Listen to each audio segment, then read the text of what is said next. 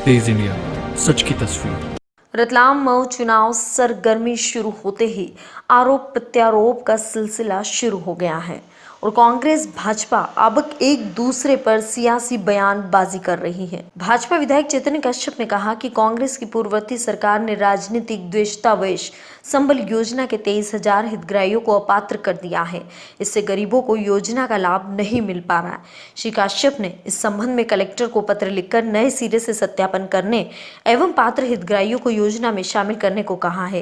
विधायक श्री कश्यप ने बताया कि संबल योजना के तहत रतलाम में 39,000 से अधिक हितग्राहियों का पंजीयन किया गया था।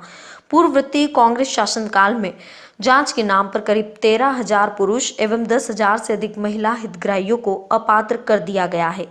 वर्तमान में इस योजना के तहत 13,801 हितग्राही ही पात्र बताए गए, जो शासन की मंशा के विपरीत है।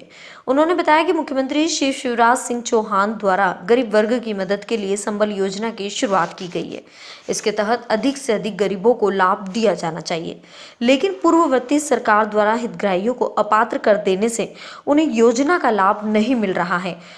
उन्होंने संबल योजना के तहत पूर्व में पंजीबद्ध सभी हितग्राहियों का पुनः सत्यापन कर सभी योग्य एवं पात्र हितग्राही को योजना में शामिल करने पर जोर दिया है, ताकि संबल योजना के तहत हर जरूरतमंद गरीब को लाभ मिले।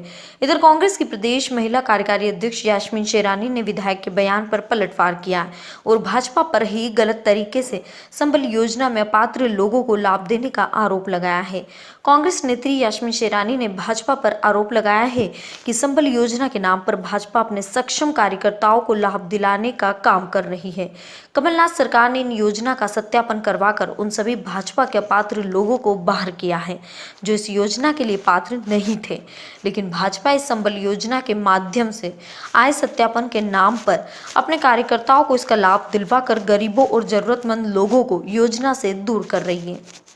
ये इनका जो इल्ज़ाम है सपासर झूठ है, क्योंकि कमलनाथ जी की जो मानसिकता और जो उनके विचार बिल्कुल शुद्ध थे।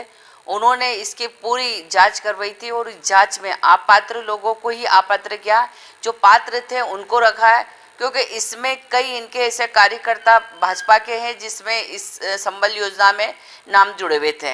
इनका आरोप जो झूठा आरोप है, कमलनाथ जी ने पूरा सर्वे कराया था, पूरी टीम लगाई थी, पूरी जांच करी थी, उसके बाद ही जो अपात्र लोग थे उसी को अपात्र किया है। पात्र को उन्होंने अपात्र नहीं किया है। गरीबों के हित में उन्होंने काम किया था और गरीबों के हित सोच के ही उन्होंने सर्वे कराया था। उस सर्वे में ये लोग अपात्र नहीं। प्रदेश के मुखिया शिवराज सिंह चौहान ने पिछले कार्यकाल के दौरान संबल योजना प्रारंभ करी थी, जो गरीबों के लिए वरदान साबित हो रही थी। सामान्य मृत्यु पर 2 लाख रुपए, एक्सीडेंट की मृत्यु पर 2 लाख रुपए अतिरिक्त व 5,000 रुपये उनके अग्नि संस्कार के लिए, तथा साथ ही संबल के साथ में बिजली का बिल व छात्रवृत्तियाँ व कई तरीके के प्रोत्साहन बच्चों के पढ़ने के लिए, मजदूरों के लिए उपलब्ध कराए थे। परंतु कमलनाथ सरकार ने एक इस तरीके का गरीबों के साथ में कुचक्र करा कि वे सारे जो लोगों ने संबल योजना में जिन्होंने कार्ड बनाए थे, उनका सत्यापन के नाम पर उनको सबको अपात्र घोषित कर दिए। और अब जाकर के उसमें जब मालूम पड़ा कि उस समय 39,800 गरीब रतलाम के नगर के सिर्फ 39,800 व्यक्तियों का रजिस्ट्रेशन हुआ था, उसमें से 23,000 व्यक्तियों के रजिस्ट्रेशन अपात्र घोषित कर दिए। मात्र 10 से 12,000 लोग ही इसके पात्र रह गए थे। अभी वह सारी योजना को मैंने हमारे प्रदेश के श्रम मंत्री ब्रजेंद्र प्रताप सिंह जी से बात करी और 4 रोज पहले ही उसकी अपील के हेतु जिला कलेक्टर को प्राधिकृत किया गया। उन्होंने रतलाम के एडीएम को प्राधिकृत किया है और रतलाम नगर में 23,000 लोगों का जिनको अपात्र घोषित कर दिया है। यह संबल योजना एक ऐसा गरीबों का संबल है कि उनको जीवन पर्यंत, और सबसे बड़ा इसका लाभ है जिसका संबल होगा उस आयुष्मान भारत का लाभ कार्ड मिलेगा। आयुष्मान भारत के तहत गरीब को पूरे देश में कहीं भी 5 लाख रुपए तक की जो बीमारी सहायता वो उपलब्ध हो सकेगी। तेज इंडिया, सच की तस्वीर। रतलाम से लगे झाबुआ जिले के पेटलावद में 2015 को हुए दिल दहला देने वाले हादसे को लोग आज तक नहीं भुला सके।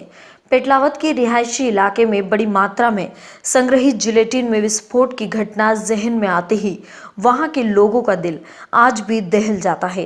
पेटलावत में शहर के बीच विस्फोटक संग्रहण से हुए बड़े हादसे की दर्दनाक तस्वीरें आज भी लोगों की आंखें भिगो देती हैं।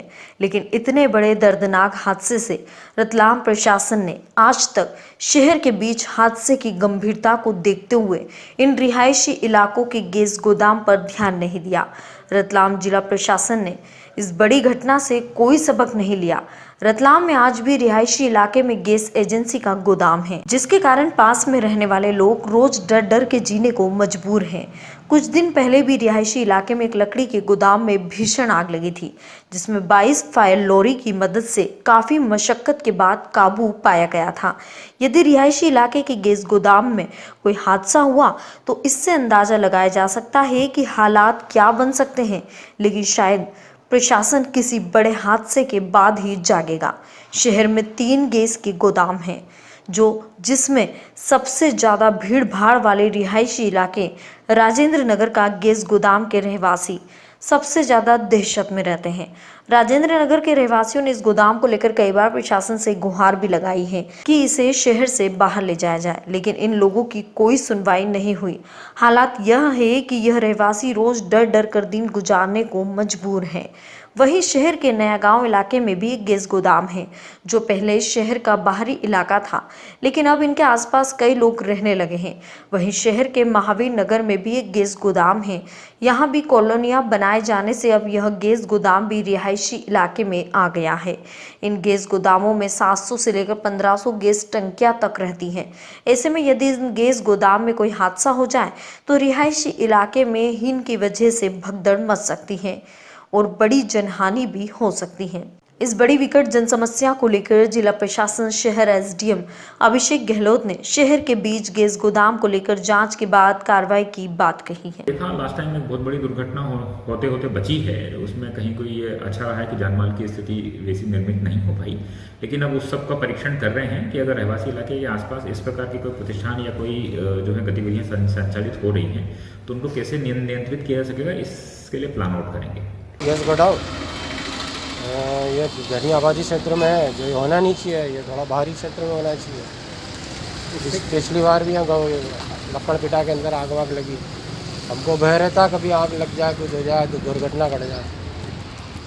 इसलिए हम चाहते हैं कि ये खुली आबादी में होना चाहिए, खुले क्षेत्र में होना चाहिए। असल में जब ये गैस गोडाउन डला था, जब यहाँ पे बस्ती ना के बराबर था, जब ये गैस गोडाउन उपयुक्त था, चूँकि समय अनुसार समय ढलता गया, 20-25 साल निरंतर निकल गए। अब ये यहाँ ये घनी आबादी वाला क्षेत्र हो गया। यहाँ पे मंदिर, मस्जिद और निरंतर पल पल में गाड़ियाँ निकलती आती जाती रहती है। उस हिसाब से जिस क्षेत्र में हम रहते हैं उसके हिसाब से गैस गोडाउन का जो गोडाउन है, इंडियन गैस गोडाउन, वो हमारे लिए बहुत घातक है और हम हर पल सांसें रोक के जीते हैं और हमारे को बहुत भय का वातावरण हर शहरी इस क्षेत्र के नागरिकों को बना हुआ है। तेज इंडिया, सच की तस्वीर।